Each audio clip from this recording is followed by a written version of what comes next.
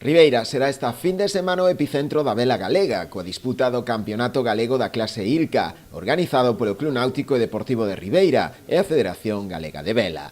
A cita desenvolverase do 28 ao 30 de marzo, coa participación dun cento de regatistas chegados dende diferentes clubs de toda Galicia, que competirán en tres categorías: ILCA 4, ILCA 6 e ILCA 7. Son 13 clubs, yo creo que es un número bonito, por lo menos para mí, 13 clubs con una gran participación.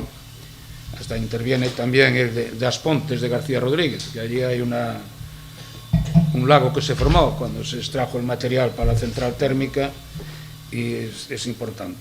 Tenemos tres zonas para realizar las pruebas, una aquí en las cercanías de Coroso, un primer campo de regatas, un segundo campo sería cerca de la ría de Rúa y un tercer campo de regatas cerca del faro de Lajareu y Airoas.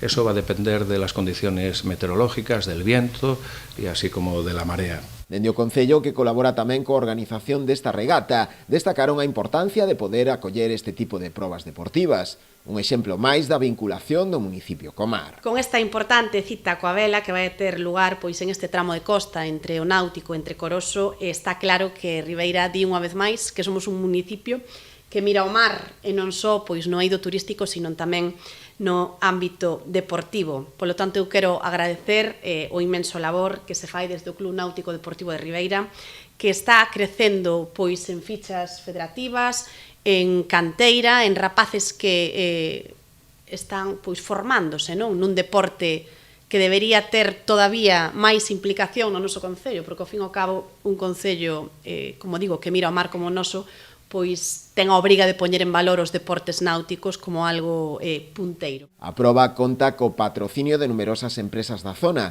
como é o caso de Frinsa, Congalsa ou Gadis, entre outras.